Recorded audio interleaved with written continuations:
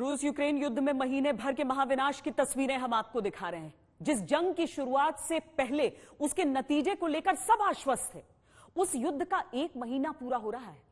रूस का वार आशंका से कम रहा, यूक्रेन का पलटवार उम्मीद से ज्यादा रहा। पर जब युद्ध के 2 हफ्ते बीते थे, तब सबसे अधिक चर्चा कीव को लेकर हुई। यूक्रेन की राजधानी की ओर बढ़ता हुआ रूस का लंबा काफिला और 3 ओर से होती घेराबंदी।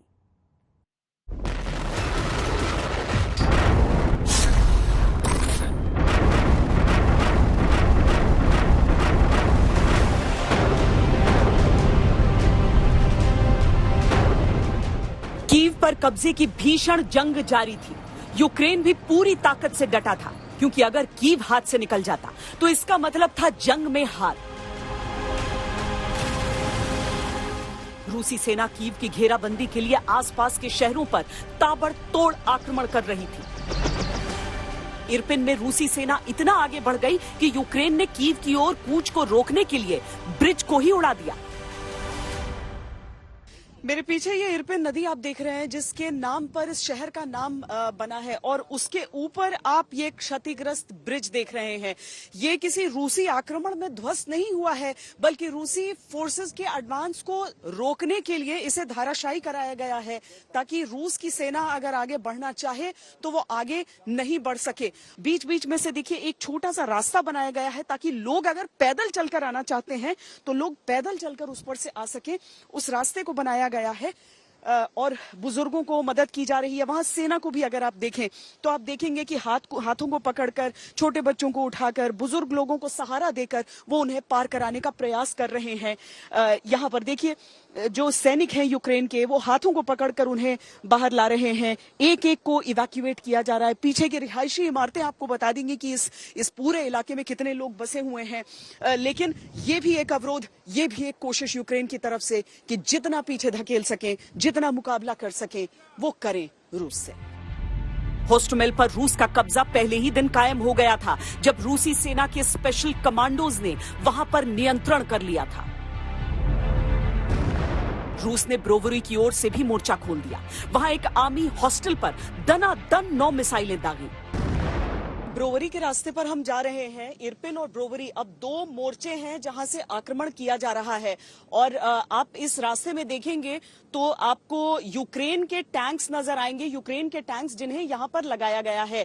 अब सीधे तौर पर हम थोड़ा सा और आगे अगर बढ़ें, देखिए वहां पर अभी भी गोला बारूद, गोला बमबारी सब चल रहा है, क्योंकि अभी यहाँ पर एक्टिव वॉर जोन ये है, जहां पर गोले बरस रहे हैं और ये भारी मुकाबला यहां पर चल रहा है। रूसी टैंकों को, जो काफिला आगे बढ़ रहा था, उसे यहां एम्बुश किया गया। एक रेजिमेंटल कमांडर को यहां मौत के घाट उतारा गया था। ये ब्रोवरी का इलाका है जहां से रूसी थ्रस्ट सामने देखा गया, लेकिन यहां पलटवार का भी सामना करना पड़ा रूस को।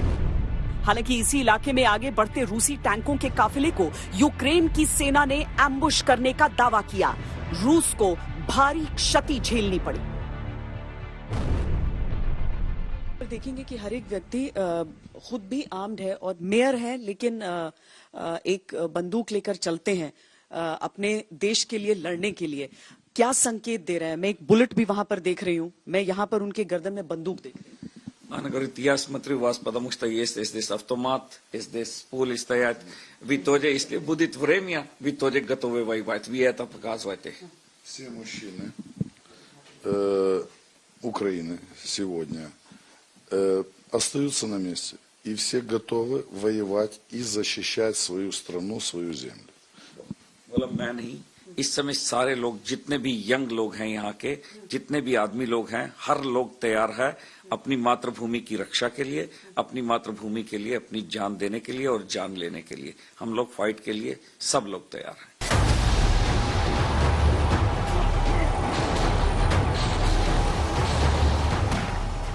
एक तरफ भीषण बमबारी चल रही थी, दूसरी तरफ अंतर्राष्ट्रीय समुदाय युद्ध रोकने की कोशिशों में लगा था। ज़ेलेंस्की भी नेटो में शामिल होने के मुद्दे पर नरम पड़ गए। Я запитав сьогодні у 27 лідерів Європи, чи буде Україна в НАТО.